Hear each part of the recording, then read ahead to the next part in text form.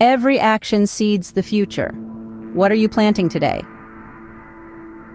In the tapestry of life, each choice we make is like a seed sown into the earth of our existence. The harvest we reap, whether delightful or bitter, stems directly from these seeds. Consider the ancient wisdom that reminds us, a man reaps what he sows. There's a story told of two farmers in a village. The first farmer sowed seeds of kindness, honesty, and hard work. He cared for his land with respect and love, always considering the well-being of his neighbors. Over time, his crops flourished, and so did his reputation. People came from far and wide not just to buy his produce, but to seek his counsel and friendship. His life was full of the fruits of the Spirit: love, joy, peace, and patience. Conversely, the second farmer chose a different path. He sowed seeds of deceit, greed, and neglect both in his field and in his relationships.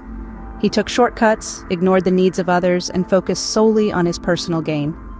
As seasons changed, his land grew barren, and his life mirrored his farm, devoid of joy and companionship, plagued by strife and loneliness. This contrast paints a clear picture. Those who sow in the Spirit reap a life imbued with virtues that transcend material success. These virtues, love, joy, peace, patience, kindness, goodness, faithfulness, gentleness, and self-control, form a bouquet of blessings that no earthly wealth can buy. On the flip side, sowing in the flesh leads to a harvest of the opposite.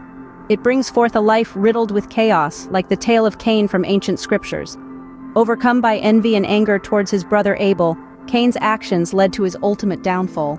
His sowing in the flesh reaped destruction and despair, a potent reminder of the severe consequences of our baser choices. This narrative is not just about ancient figures or mythical farmers.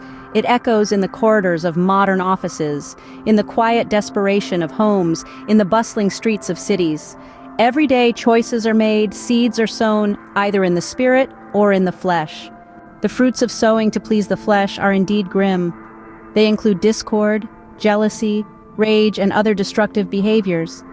These are the acts of the flesh, obvious and stark in their impact, leading to a life fragmented by negative consequences. As the narrative draws to a close, reflect on this. Living by the Spirit isn't merely a suggestion, it's a pathway to a richer, more fulfilling life.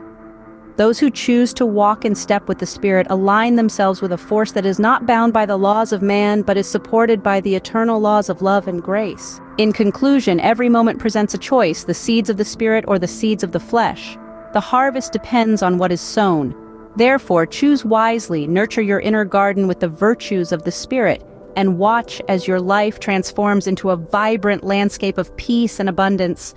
For in the grand scheme of things, we truly do reap what we sow.